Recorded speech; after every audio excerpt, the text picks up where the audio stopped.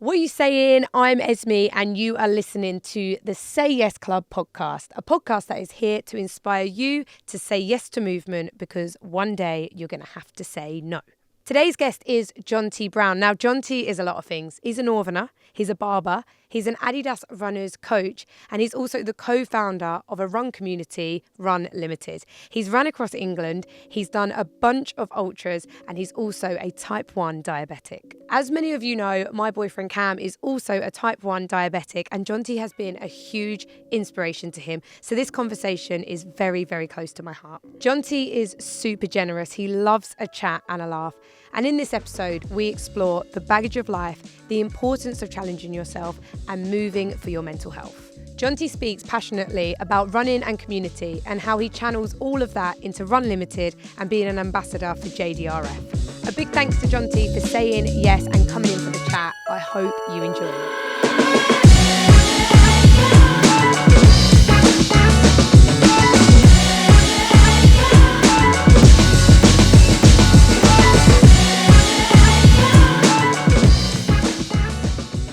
Here we go. Jonty Brown in the house. I've never called you Jonty Brown. No, that's very official. It's quite posh. Yeah. Like me. You are very posh. I call you Jonty Runs. Do you? That's your Instagram handle. Yeah. Yeah. So I'd say like Jonty Runs. Yeah. I actually don't know some people's names. Yeah. Do you call me Esmée LDN? Yeah, sometimes. When you're not looking. Me and my mates, when we were younger, went through a phase where you could only call each other by your Instagram handle, and it's actually quite funny. What about your MSN Hotmail account? I actually wasn't like, I never went down like the sexy cute route where it would be like sexy girl 11 whatever. Yeah. Mine was just like Esmée and Esmée_X at hotmail.com. Yeah, I was like quite innocent. You? It's quite cool. What was yours? I don't want to disclose. Really? No, it's fine. Before we move on to the actual podcast, guess what my sister's was? This is really bad. Go on. It was kissandlick@hotmail.com. Wow. Do you not think that's too far? Yeah. It's My like mum and dad a must have done that. child. Yeah. That's weird. Weird. I'll let her Hey. know. Jonty, welcome to Say Yes Club podcast. Thank you. One of the best things about this, which is obviously a Say Yes Club, is when I texted you and I went, Jonty, I've basically started this new podcast, and you must have thought, oh, like, congrats. And then I went, will you come be a guest? And you just went, yeah. Tomorrow. Yeah. Here we are. No, but I always knew I wanted you on here to chat to you, like, you know, and it's always in your head. And like, I swear Cam must have told you. So to give reference, my boyfriend gets his hair cut by Jonty, which we'll get into because he's a barber as well. And did he tell you that I wanted you on the podcast? You can be honest. No. So this was a real surprise. Yeah. Well, thank you for saying yes, and thank you for saying yes in the moment, because that's what it's all about. I'm so excited to chat to you. Yeah, thanks for having me. And I actually feel like even though I know you, I'm going to find out so much more. So this feels like we're just going for coffee. Yeah. Which Let's is dive great. deep. Yeah. So let's start then with, I like to go backwards. Okay. So I want to go back to little Jonty. Oh, God. Yeah, little cute Jonty, I can imagine. Yeah. And I look like Mick Hucknall. who's that? Simply Red. Oh my God, I'll send you a picture. You can, As a child, I know who you Mick mean. Hucknall, you're like, boop. Yeah, picture I of know me. who you mean. Yeah. So as a child, you look like. That's pretty cool. It is. I think. Pretty rad. Can you give me a line from a song? No.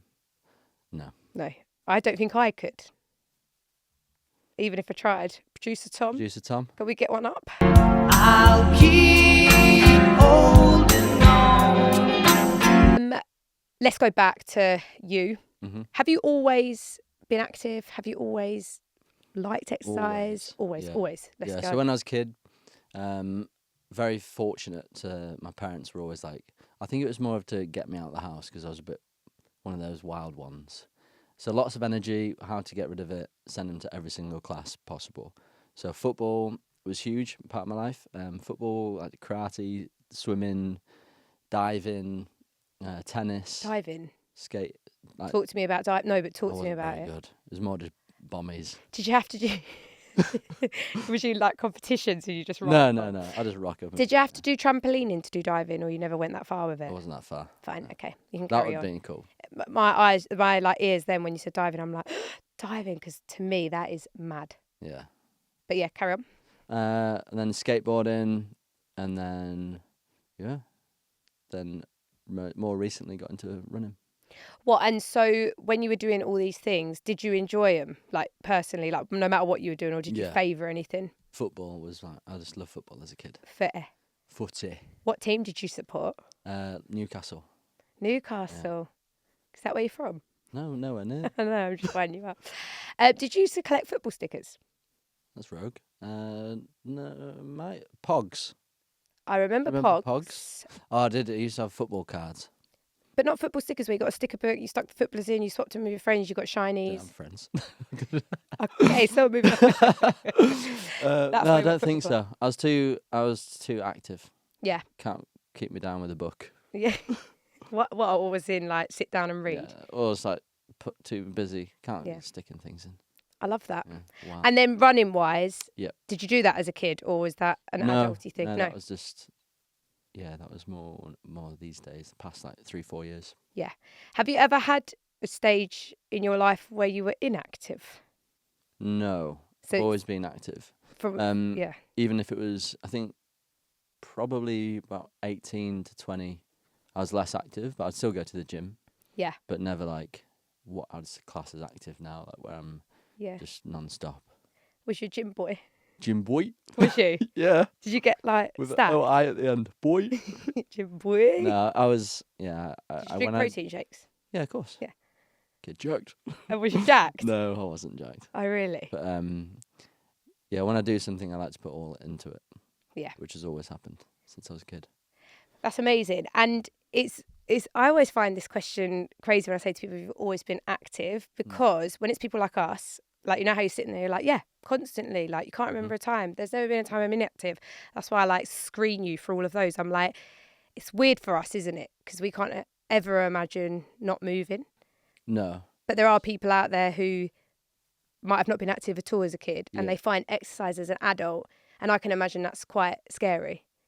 Yeah. To start exercising at a later age. And exciting as well. Yeah. Because obviously we know what it's like, so we have those experiences of how much value it can bring to your life. Yeah. But then, yeah, it's strange, like people that go, oh, I don't really do anything. Yeah. It's like, I don't know how to experience that. Like, for me, you know, if you come in with an injury or whatever and you're out for a while, it drives me wild. Like, I don't know how to handle myself. Yeah. It's socialising. Yeah. Like, we love socialising through movement. Like, I actually do socialise out of like running. Not as much anymore, no. Like, even when we message each other and be like, should we go for a run and a coffee? It's never like, should we go for a coffee? It's always like, should we go for you always say a little jog, don't you? Yeah. Do you want to go for a little jog and a coffee? But it is interesting because where we've got these connections, you know, like to mental health and to socialising, community, things like that, you know, taking exercise away, to me, I lose my social life. I lose my community. I lose, you know, my mental health. What would you say, what is the difference between Jonty exercising? Let's profile you. Okay. Jonty exercising. Yeah. Jonty when he can't exercise. Worlds apart. Yeah, let's profile them. So who's Jonty when he's exercising?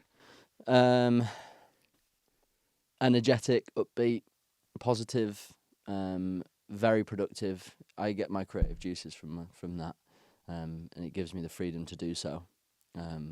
Also challenging yourself. I love that. That's Jonty exercising, and then say Jonty not exercising. It's horrible. Yeah, I don't want to be around that guy.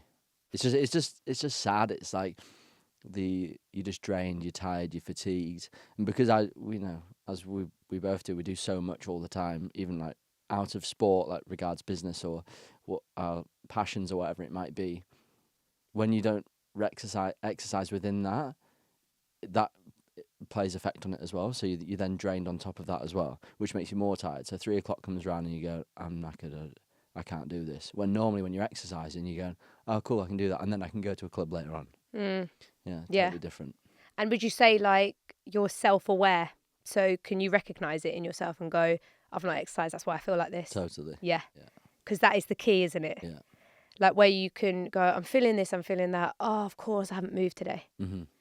And where would you say you're, like, being self-aware? Where does that come from? Have you put the work in to be self-aware? Are you someone that's, you know, works on yourself, mindfulness, things like that? Yeah, for sure. Obviously, like through like growing up as a kid, ADD, whatever it might be, crazy kid. And then having diabetes on top of that brings diabetic depression and anxiety, and which is just horrendous. And then, so I don't really know where I was going with that. I forgot the question. Just being self-aware, like, yeah. Would you actually, talking about diabetes though, would you say having diabetes has made you more self-aware, because obviously you have to be aware of your emotions, and obviously knowing the difference between being high or low, or whether it's because you haven't exercised or not. Does that throw another spanner in the works for you? Yeah, definitely. It must be a full self-assessment every time you feel something. Yeah. So you're consciously aware.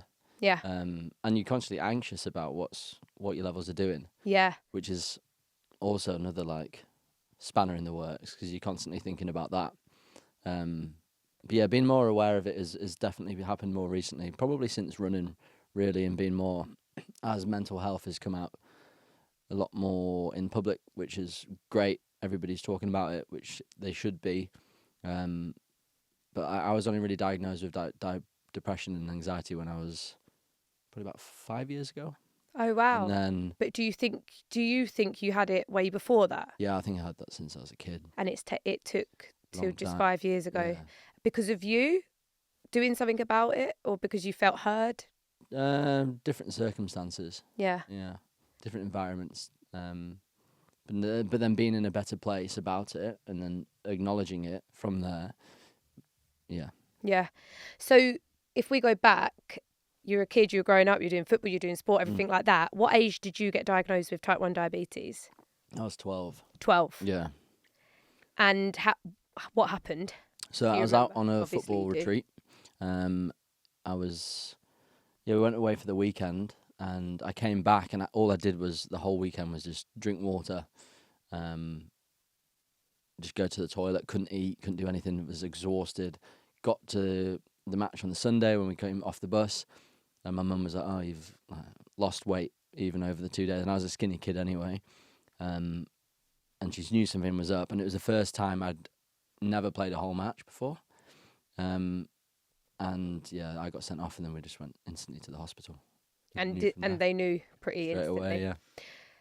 Do you remember how it felt to not be able to play the full match? Horrendous. And you remember that feeling? Yeah, I think it was more because I was just so ill. Yeah. I was like, there's something really wrong. You just knew something was wrong. Yeah. Did you panic that something, obviously you didn't know what it was going to be. You're a young kid, you're 12 years old. Yeah. You suddenly can't play a full match, which you're used to doing. Yeah. You probably thought, I'm ill. Yeah. Did any part of you think, like, something's wrong with me? What if I can't ever play football again in that moment? Or it was more when I got diagnosed. Yeah. So, like, I remember sitting in the doctor's place and just being like, "Oh, they're like, yeah, you've got type 1 diabetes." And I remember. Did you know the word? I knew the word because there was a family friend that had it. Fine. But she did not look after herself, like, at all. So Oh. some people say, like, "Oh, have you got type 1 or or how bad is it?" It's like, it's not the relevance if you've got it bad or not. It's like you've got it or you haven't. It's just how you look after yourself. But at that time, I didn't know anything about it. So it's like, you have type 1 diabetes. I was like, right, well, all I have reference to that is this person, that family friend, was in hospital weekly with it, like ambulances. I was like, right, that's it. We're buggered. Now what? But then you kind of like learn about it, and then And obviously that frightened you. That's what you looked towards. Yeah, thought, yeah. Well, that's me. Yeah. Do you remember the first things that went through your head that you thought, I can't do that anymore? Because everything. Yeah. And then that's why I guess, like, thinking about it now, that's why I like to post a lot about social media through being active and getting movement within having type 1 diabetes, because even now more and more people are getting diagnosed with type 1 diabetes, potentially through, like, because of the COVID, because it is an autoimmune disease. So I think Cam was diagnosed quite late, wasn't he? Well, how old was he? Probably a bit younger than you. I think he's about 7. Oh, was he? Yeah. Oh, okay. Same situation though. Yeah. Went round a friend's house, couldn't stop drinking. Oh, I thought you said 7 years ago. No. Not when he was 7. But No, when he was 7. Yeah, he was a bit Okay. younger than you. Yeah. But yeah, it's like, it's crazy. And then, so I get a lot of messages now, which is amazing. People just saying, like, unfortunately they've been diagnosed, or they have, like, As in getting diagnosed as an adult? Yeah. Yeah. Or even like their child has been diagnosed. Fine. So then having like myself to look at, or anybody else that's within fitness or just living their life to their full with type 1 diabetes, and going, oh, if that daft northerner can do it, like anybody can, which is really nice. Yeah, and I think what's amazing about your Instagram, how you speak about it, is you're so open about it. You're very honest, and like you're giving people tips, aren't you, quite a lot, and you're explaining to people what it feels like. I think I'm going to play the role now of someone who's naive, because I was that before I met Cam. I knew what type 1 diabetes was. I knew what type 2 diabetes was because someone in my family has type 2, like a distant relative. But honestly, it wasn't ignorance, it was naivety. And I think that's what a lot of the problem is, which you probably know, is we just don't know. And I remember growing up and there was a girl in school with type 1 and I was like, yes, she just has to have a Kit Kat. You know, like genuinely, I was like, so when I met Cam, I suddenly, my whole world opened up, my brain opened up to a whole new world. And it's not a case of managing your glucose. Like it's not a case of having sugar and having insulin, and it's all the stuff that comes with it. Yeah.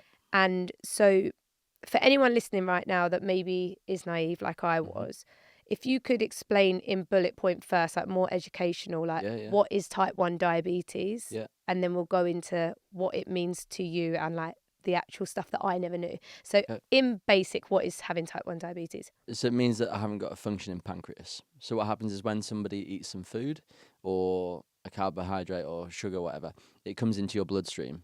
Your pancreas then releases insulin that lets that sugar get converted into energy. And because there's nothing to convert it, it just means that your blood sugar levels are floating around, not doing anything. And then it just makes you like fatigued, makes you tired, and you have a high blood sugar levels. But if you have no sugar on board, there's nothing to regulate that either, so it can drop. And then you go into a low, which is really dangerous at the time. And so with that being it very factually and like what the body's doing, what are you doing? Like what's your brain doing? Let's go high first. So when you're feeling high, how does it feel to feel high? It's horrible. So you're instantly tired. So you're fatigued because nothing's converting anything into energy. So you're very tired and fatigued. You feel a bit sick. There's so many like variables onto it as well. Makes you very dry mouth. And just you feel naff. And then when you're low, it's more like a drunken state. So when you like flicker your eyes, it's like that constantly, and you don't really know what's going on. You can get hella like sweaty. It's horrendous, and you like you can't function. You don't know what you're doing, and then if you don't fix it, that's when you can go into seizures. Yeah, and it's crazy because like again, before I was in a relationship with Cam, I was pretty naive to it, but I've seen it and witnessed it and heard him talk about it, and you really are dealing with it every minute of the day, aren't you? Yeah. There's no rest day. And I think that's something that people get confused with sometimes as well, where they think, oh, you're having a like moment of diabetes. Yeah. And then it goes, and then you're like living, and then I'm having a diabetes moment. Yeah. It's like 24/7 for you, isn't it? Constant. Yeah. And then on top of that, because this is what's even more important, is obviously how does exercise affect it, and vice versa? Like how do they? This is why I always encourage it. So diabetes, exercise improves, in my opinion, improves your diabetes because it changes your insulin sensitivity. It also, because you're running or whatever it might be, you're conscious about what's going on, so you might be a little bit more aware of your diabetes. Because sometimes a lot of people, they'll be aware of what's going on with their diabetes, but then it's kind of just in the background. So if they're not feeling really bad or really high or really low, and they're just kind of like tapering away and it's not perfect, that's actually really bad for long life. So you want it to be ideal all the time. So especially when you're like going into like exercise and stuff, you're more aware of it because you're conscious that if I go low or if I go high, I need to be on top of it. So it actually makes you on top of it more. And then just being, changing your insulin sensitivity, making it easier to change your levels to keep it and that also comes with new technologies and stuff as well. Yeah, which has obviously been amazing. You've now got access to more gadgets, More gadgets, like a little robot. So you've got Tamagotchi. sensors and Yeah. cannulas and stuff now, which obviously is making it even, it's making it a lot easier for you Yes. to manage.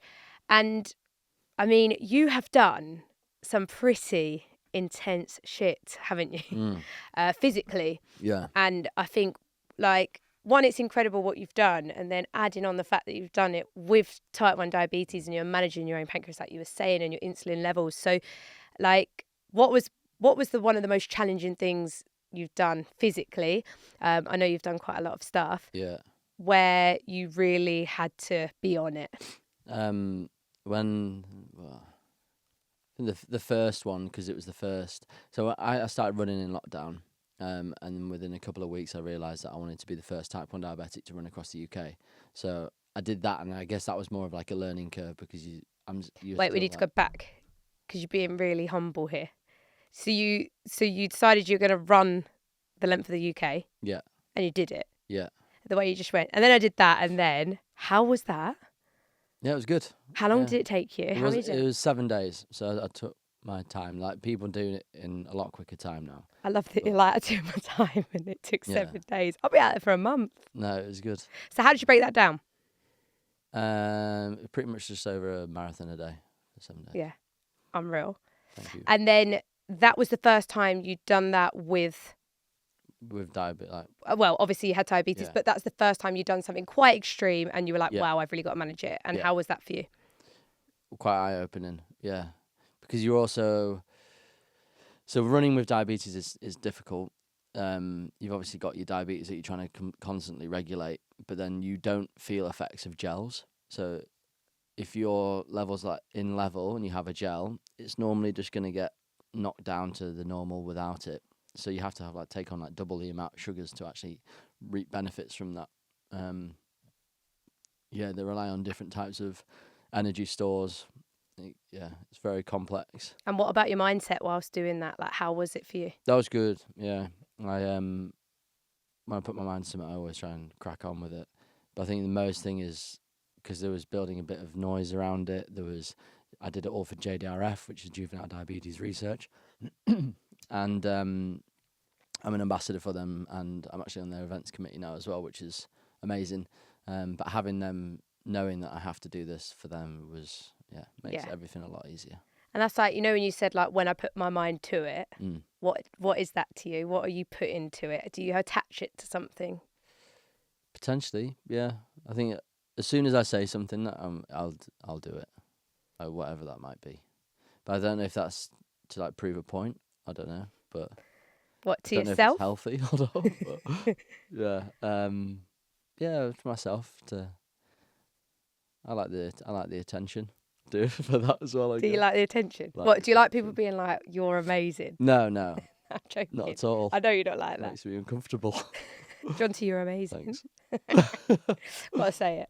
But it's so hard. Again, I always try and make it really clear, because for some people listening, when you're like, I ran I run ultras, and then it's like, how do you do it? And you're like, when I put my mind to it, I do it. And it is hard, isn't it, to explain? But would you say it's the more you do something, not easier it becomes, but I find I can just keep going once I'm in, because I've done it so many times. Your comfort zone changes. Yeah. Your ability to yourself changes, because you've gone, if I can do that, I can do that. Yeah. So that brick wall that you go, I've got to get over that, it moves further and further away the more that you do. Yeah. But it's also that's why I love what you're doing, and it is making it aware that one day I might not be able to do that. Or I think about this a lot when I'm in a race or whatever I'm doing. It's like some people with diabetes physically can't do this because maybe they're in a bad state or in a bad place, and proving to them that you can do it. And whilst I can do it, because unfortunately some people have bad effects with type 1 diabetes, and it means they can lose limbs, or they can lose feeling, or sight, which isn't a nice thing for them to go through. But it's because I can right now, I'm hella gonna do it. Right? I'm in a position. I'm very fortunate that I'm in a position now where I can do what I'm doing and connecting with people and communities, and just living life to the full. Yeah, and it is like you said, knowing that one day you won't be able to. And I really like what you said about the brick wall moving further away, because at the same time as it moving further away, sometimes it's going to move closer, right? Yeah. And I quite like that, like looking at it like that. Whenever you're doing something, it's like today the brick wall's there, but tomorrow it could be closer. Yeah. And that's quite a cool way to look at it. So if we look at your timeline with running, because that's what you love now, and you're doing a lot of now, and you're Jonty Runs. You've done loads of things for the community, which I cannot wait to talk about. Yeah. But going back, did you say you started running in lockdown? Yeah. And why? You got nominated. Yeah. The 5 thing. Yeah. 5. Do you know what? So many people started running because of that £5 thing. Yeah. What was it? £5, 5K, 5 friends. Yeah. So I love that. Yeah, it's good, isn't it? So who nominated you? Do you remember? Yeah, one of my mates called Alex. And I was on a barber course with him. And he was like, I knew it was coming. And he was like, do it. I was like, oh, damn it. And when you say, oh, damn it, why? Why didn't you want to run before this day? Then I was into CrossFit. So I was, CrossFit like, boy. yeah. B-O-I. And then I was just into like fitness and just surfing and skating and going for a run just seemed like hell. And then And what did you think of runners? Like, as in, like, did you go, I could never do that? Or did you say, that's just not for me? It's boring. Like, what about boring? Yeah. Because I hear that a lot. My brain is like a drill. So it's like all Yeah. the time. And I was like, if I go for a run, I could do so much more things with my time. Yeah. And then now I'm like, let me go for a run. Please. Forever. Please help forever. I run around the world. Yeah. So you went out for your first 5K. Yeah. How did it feel? Honestly, as well, you can tell us, like, if you were like, this is horrendous, couldn't breathe, It whatever. was tough. Yeah. But I instantly did it. I was like, right, I'm going to do this every day for 5 days. And then I got injured. And then Classic. lied up in bed and went, right, well, I'm going to run across the UK. Wow. And then from there. And then when you, so you did 5 days, got injured. Thank God in a way, because then you went, okay, it's not just as simple as running every day. Yeah. Then did you go, right, I want to, do this long distance stuff, so I'm going to train properly for it. Yeah. And would you say you've always trained properly for it since then? Ish. Yeah. Yeah. Have you done any silly Billy moments since then? Always. You got to, haven't you? Yeah. Then you have to start again. We advise it as coaches and captains of communities and clubs, and we go, oh, you're doing that for, and then we'll go and do it. Yeah. You know? That's very happens true. all the time. Yeah. And that's important as well, because, when you said, like, you just thought, oh, running's not for me. When people say to me, I hate running, I always think, no, you hate why you're doing it. Yeah. Or how you're doing it. Mm-hmm. And to me, you can only really hate exercise or running if you're doing it for the wrong reason. Yeah. Like, the reason you're doing it isn't genuine. Yeah. It's like for your ego, or maybe body image, or like comparison, things like that. Or how you're doing it, like running too fast. Or it genuinely hurts. Yeah. Where you hurt yourself. Or running every day. I'm going to do every day for 5 days. Yeah. And then you overtrain. Yeah. So that's it's quite nice, I think, for people to hear that, 1, you didn't like running. No. 2, you went on a run and you were like, this is tough. And then 3, you tried to do it for 5 days straight, got injured, and then learned the hard way, and then you still did it again. And I think that's really important, because I don't like people thinking that running comes naturally to anyone. No. And that it don't hurt. Yeah. You know that feeling where, like, people go, I'll go and do a marathon, and people go, oh, you'll be all right. You've done loads of marathons. I'm still running a marathon. Yeah. Do you get that? Where All the people time. look at you like, yeah, but you're just Jonty Runs. Yeah. Yeah. So, it comes easy to you. Yeah. It's like, no, it doesn't. No. I go out like twice a day, every single day, and train my ass off, sacrifice socialising. Well, socialising now is running for me, but you sacrifice everything. You're eating, it's constantly on your mind, and it's like you put in effort, like you put in hard effort to make that happen. And it's not like I want a bloody round of applause or anything, or a violin, but you do. Yeah. It takes a lot of effort. Yeah. And everyone's doing their own thing. Everyone's, whatever, effort is an effort, right? So it's not like, oh, you should be going this fast. It's like, no, you personally are putting in as much effort as you can. Yeah. And that's like, it's so important for people to know, because you can put someone on a pedestal, can't you? Yeah. And especially, like I said, someone like you, because I want to go through your achievements in a timeline. They don't have to be in order, but you've gone from your first ever 5K in lockdown. Yeah. Then You did what was your next? Coast to coast. Coast to coast. Then you've done Speed Project. Did that come soon after? 100k for charity for JDRF. Yeah. Then Speed Project, which is a race from Los Angeles to Vegas, which is a 6-person relay. And we ended up getting the European record. Which was Unreal. cool. And then now, lots of other ultras and So let's talk about Speed Project, because yeah. this lights me up. I'm sure a lot of people as well. Firstly, how was it? Incredible. Incredible. That's Yeah. your first word. Yeah, Was it tough? absolutely. What was tough? Sleep. Sleep. Yeah, so we did it in 35 hours, 25 minutes, And the distance is, 500 kilometres. and team of 6, Team relay. 6, relay, People that don't know what this is. on and off. Through a desert. Through a desert, through the hottest place in the world. But we were quite lucky. It was good. But there was like coyotes. There was stages where I was running with one of our team members, Nathan, and through the night we took it in turns. So one person would be on a bicycle, one person would be running, and it was through this desert part. And obviously you're on a desert, so it's sand, and you can't cycle through sand. So there's both of us running through desert, and then like coyote eyes would come up, and we'd be like throwing stones at them just to get them away from us. It was Petrifying. it's crazy. But like, when you go and put yourself in that position and do something like that, could you do that? I know you're petrified, of course, but how could you keep going being that petrified? What happened inside you to make you keep going? You can't do anything else. If you stop, you're in the desert on your own. Like, the only way to move is move forward. So it was. I always say this for people that I train or coach or whatever it might be, is if you're in a race, if you completely stop, you ain't getting nowhere. But even if you just walk or just move, you're moving forward, and that's all that matters. Because like you're getting closer to that goal that you want to achieve. You're getting closer to. But I think with the TSP thing, the Speed Project, the best thing was because there was other people there. There was 5 people in the team. There was 4 crew members who we would not have been able to do it without. And having them going, well, I'm in a shit situation. I'm having a horrible time. No one else is having a good time. Everyone else is suffering. So, and I don't want them to suffer more than me. So I'll dig deep for this one. Yeah. And did you, while you were doing that, there was probably some really fun, amazing, funny moments, which I can imagine when you like hit states of like tiredness and you're dribbling because you're like tired and like laughing. Yeah. Were there any moments that you really remember where, you went to a place, like a jaunty place in your head? Yeah. And do you remember any moments like that? Because I mean, what better place to do it than the desert? Yeah. Yeah.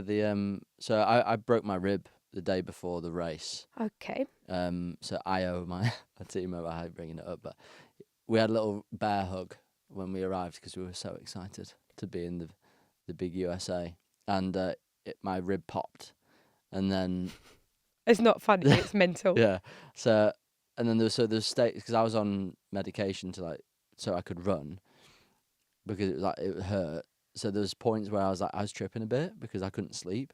Some people were able to squeeze in like a 10-minute sleep here and there, but I was fully gone. I was like tripping, and we were running up a section called Power Lines, and the sun was just coming up over the dunes, and it's like the terrain is like 4-wheel drive access only. Even those were getting stuck, and we were like running over, and the sun was coming up. We're just on a night shift, and I jumped into the back of the van, and it's just like you're in the middle of nowhere. You've been put here with a team like sponsored by like brands like Adidas, and how the hell did you get here? And I was just going, this is rad. And then instantly, because the sun came up, everything was all right. So you were having this conversation with yourself? Yeah, but like the dark, there's a saying, it's like the darkest point is just before sunrise. And you can say that within, you can get quite deep with that, but that was one of those moments. And you really felt that and saw it happen. Yeah, like that just before sunrise, it is dark. And you're going, I am in hell. This is horrendous. There was one point I just tapped out a team member, and I was running, and I was in so much pain. The only way to stop the pain was to get out the van because the van was bouncing up so much, was to run, but scream and cry at the same time whilst running. And it was just like, and then I was just like, this is a low, eh? Like, you're having a bad time, pal. And then sunrise came. I was like, oh, this is sick. We're good. It's just crazy because you experiencing that, right? When you describe it, you're running through like a dark desert screaming and crying. Like, and you saying this is low, you know, like being able to say to yourself, like, this is a low moment. Yeah. And it mad that like some people will never experience that. Yeah. Like for you, as much as that was a low moment, was that a really memorable moment for you? Oh, yeah, it was one of the highest as well. Yeah. Because I'm just like, you know, it's just made like, how am I in this position where I'm in a team with incredible people, having this incredible experience that I'm so fortunate to have, and doing it. It's like I've got a story to tell, which is very, very blessed for that. And do you feel like you came back from that experience? Did it change you and your way of thinking and how you took on other challenges and how you coached? And do you have a memorable, you know, moment of coming back and how you saw the world in London? A little bit, yeah. I think a lot of people don't realise what they're capable of. And I think we thought we were broken. And I'd say we thought we were broken at 15 hours. We went for 35. And like, even then I was going, I am genuinely dead. Like, if I fell over and died, I'd be like, fair, that makes sense. But you've got so much more than that. You could probably, if you had to, you'd probably have to do that again. Like, people are so much more capable than they think. And when people say, oh, I can't do a 5K, I'm like, try. Give it a go. You can 100% do it. It might take you a while, and you might have discomfort, but you can do it. And I think that you can then take that within work related into your career. People need more confidence in themselves. And yeah, people are more capable than they think they are. It goes back to that thing you said about the wall, right? And like how your wall was at 35 hours, but someone's 5K doing it for the first time, their wall starts at 5K, but the only way so when people look at you and go, well, I could never do that. Yeah. It's like, yeah, but Jonty in lockdown doing his first 5K would never have thought you could do Speed Project, right? Yeah. And having the courage, I think, as well, to go to the depths of your mind. Because like you said, we are so more capable than we believe. And like, there's been times that I've been in the depths of hell with a physical activity or experience or somewhere that I am. And I come out of it going, oh my God, my body is so strong and powerful and amazing. Like you can't believe it. Like, I've had lack of sleep, lack of food, and it just still keeps going. It just runs and runs and goes up and down and down. And I just think, I cannot believe that my body has gone there. But what stops you getting to that point is the fear of it, right? It's being scared of feeling that depth of hell.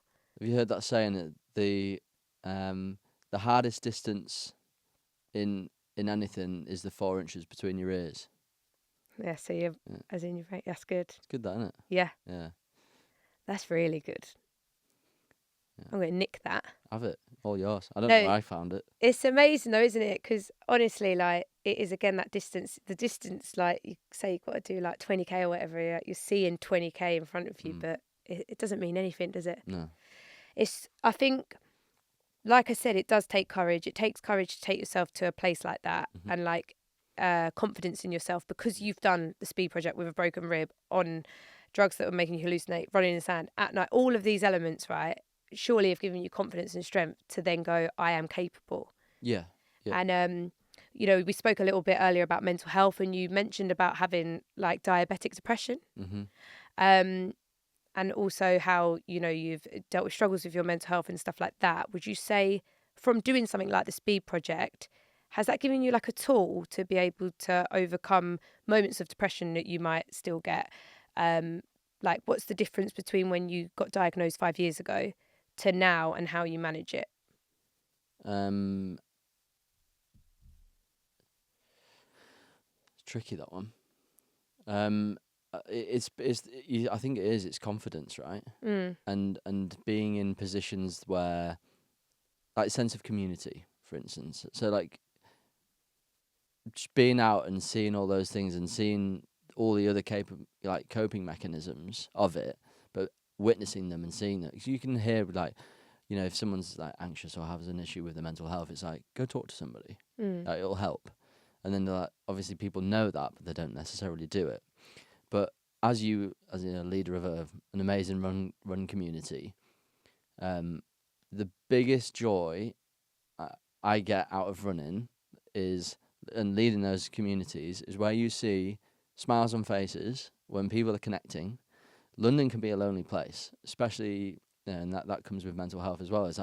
London can be lonely. People work from home now because of COVID a lot.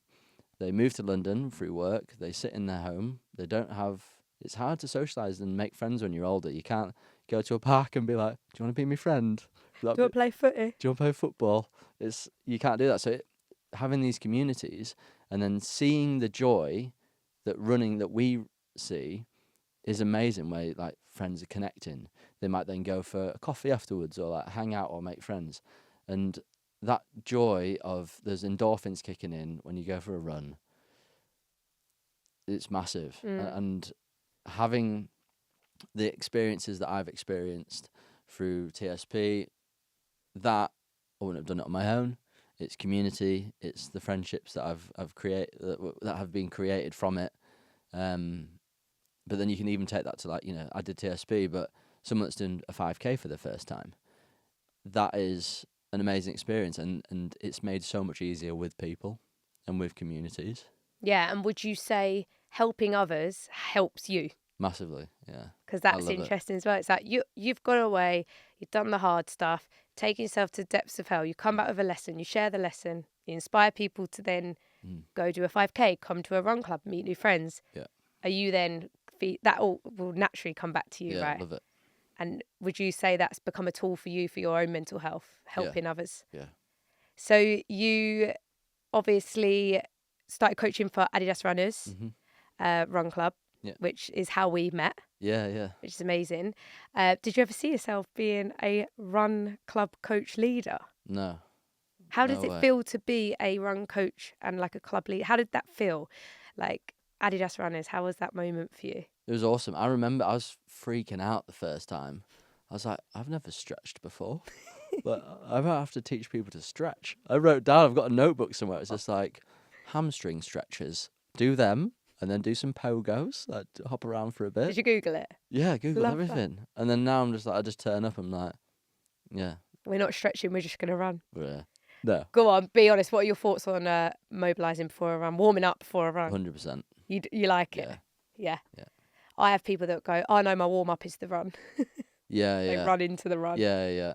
But yeah, you like a mobilisation station. Yeah. Especially your boogies on a Tuesday night. You've got to dance. Yeah. You have to Makes dance it before you fun. run. It takes your mind off the fact you're going to run. So Get you on Strictly. Yeah. Oh my God, that's my goal. Get me on Strictly. If anyone's listening right now, you can get me on Strictly. Please take me. So being a run club leader for Adidas Runners, share with us, you know, a success story, even if it's small, big, whatever it is. What's a moment you really remember where you helped someone in the community? Or helped yourself, or just, a moment. What's a big moment for you being a run club coach leader? The opportunities that it's given me.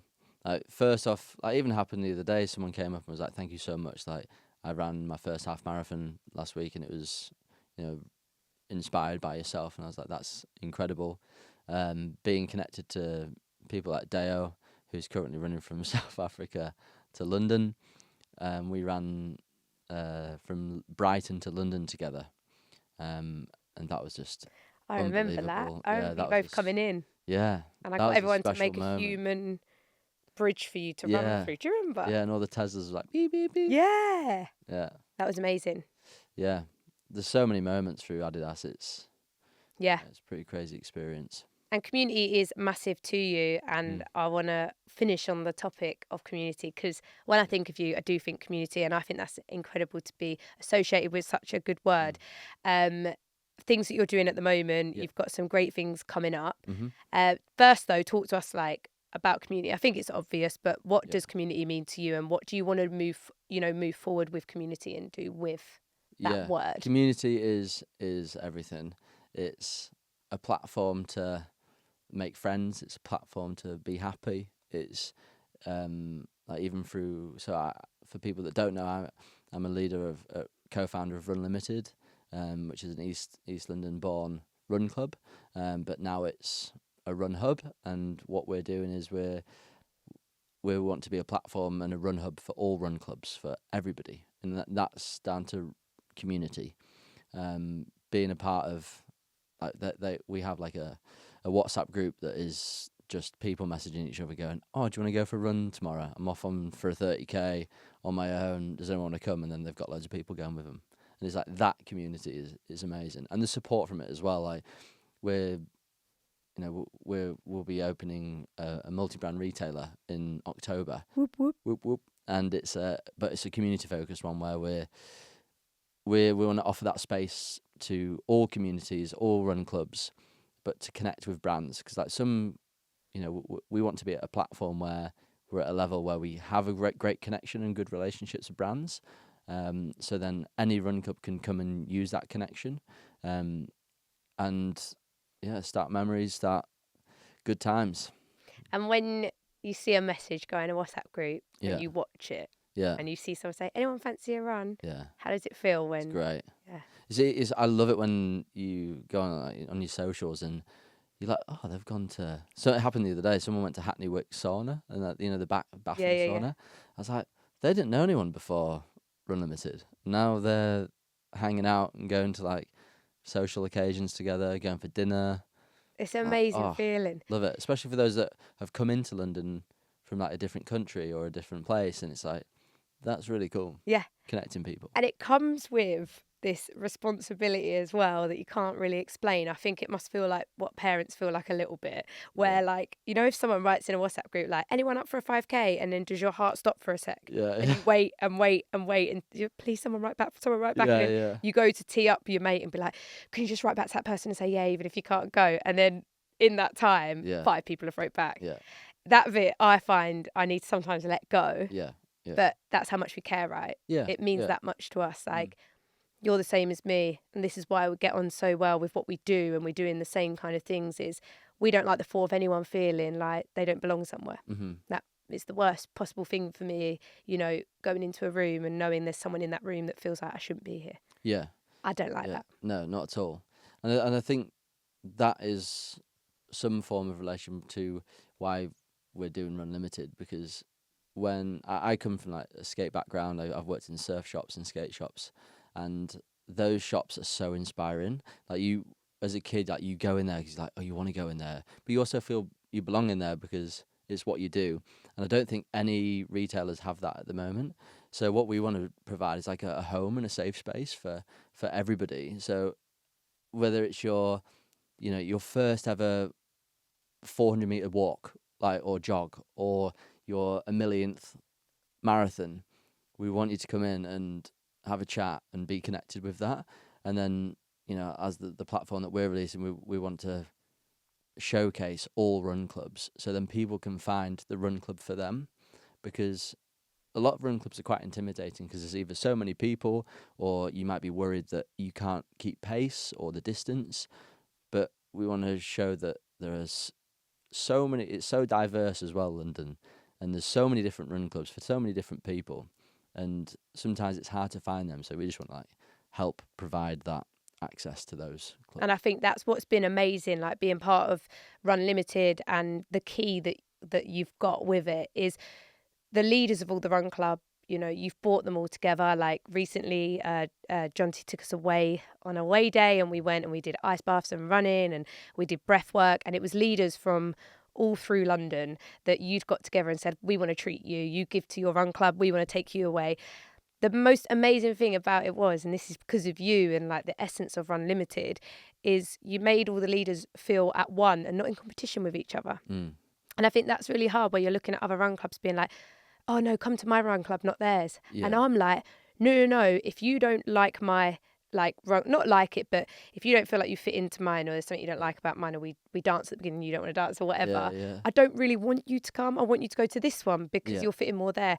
You made us feel like what we have is special. Like you said, it's so diverse. there is a space for everybody, and every run club have space for so many people. And I think that's what the key of RunLimited is. And that's what I can't wait to see happen, is you're going to help run clubs feel established of who they are, know their identity.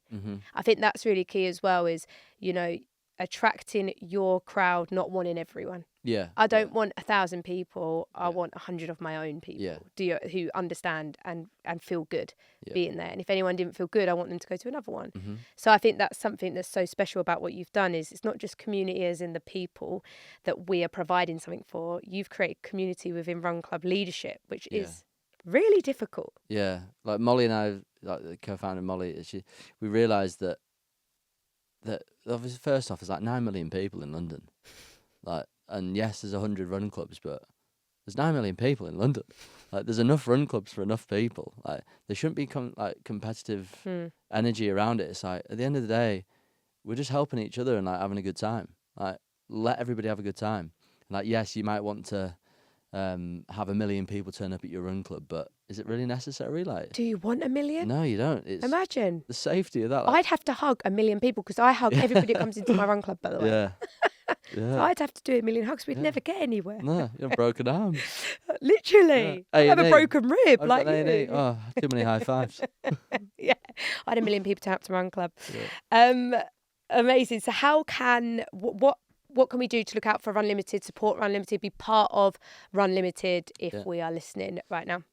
So we're having a pop-up, which is really exciting. We'll be having your mate Pete from Refugee Run Club down on the Wednesday. So Wednesday to Sunday, the 17th of April to 21st, we're going to be on Berwick Street in Soho.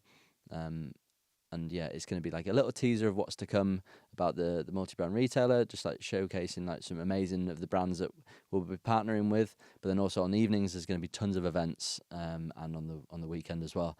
And then from then on, October, we'll be opening the store in Shoreditch. Yes, I cannot wait. Yeah, it's going to be exciting amazing. times. And we can follow that RunLimited on Instagram. Yeah. You can have website. We've got RunLimited.co. You have where people can obviously find their run club through there, which is going to be amazing. Yeah, You're the first people to do that. Yeah, that's going to be launched. So we're calling it like a digital platform, but it's more like a directory for runners. And that's going to be launched in April. Awesome.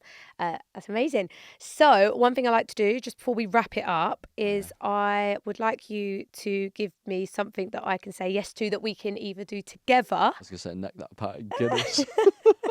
Not right now. No. Something that you think I should say yes to that maybe you assume I haven't done, because I suppose you don't know, or something that I could do with you where you could take me on an adventure of Jonty Runs. Okay. What do you think that could be? Something I can say yes to. Can I first say one thing? Yeah. So you've said this before in a couple of your socials, which I think is key. Like, say yes is saying yes to things, but we've discussed it before, and it's also saying yes to your body. So if you're broken or you're in pain, or maybe you're just having a naff day and you don't want to go out for a run, like, you don't have to. Like, say yes to your body. Like, listen to it, because as producer Tom said, saying no now means future yeses. So I think I'm glad we got that in. I love that. I think that's good. I think that's amazing. What do you want to do? I think if anything, we're endurance runners. Let's do something crazy. Maybe do you want to like run to the seaside? Do you want to go for some vegan fish and chips? Vegan fish and chips? Yeah. Add your vegan a fish. Vish. Tofu probably. So we're going to run to the seaside, but from London out. From here. From London out to the seaside and have vegan. Have a dip. Oh, cold How nice water. would that be? Yeah, I know, but have a dip. I'm scared of cold water. Have some vegan fish and chips. Okay. Hop back on the train. Come back on the train. Yeah. We don't have to run back. Cam can come pick us up. Yeah, okay. So we're running to the which seaside? Maybe we Should put we pick this the out. closest? Yeah. I'm so Does bad the at Thames geography. count? I'm so bad at geography. I don't even know. Probably like Brighton. Okay, we're going to run to the seaside. Yeah. We're going to get in the sea. We're going to have vegan vish and vips. And then we're going to get the train back into London. And I cannot wait. So, Jonty, the answer to that is yes. Fantastic. Yes, I will. All right. This has been absolutely amazing. Thank you. It's been we actually rarely speak very seriously with each other. We're always having a bit of laugh, aren't we? Yeah. And it was actually quite nice to just have a real serious chat Yeah. and get to know the real Jonty. So thank you for being so open and thank you. sharing your stories with us. Yeah. And yeah, guys, follow Jonty Runs and RunLimited and get ready for that store opening. Very Yeah. excited. We're having a party, aren't we? Oh, big time. Big party Yeah. with fish and vips Vision Vips. and Guinness. Yeah. Can't wait. Thanks so much for being No, on thank the you so podcast. much. I really appreciate it. And you're doing amazing things. Thank you. Yeah, thanks, pal. Okay, bye. Bye. Bye.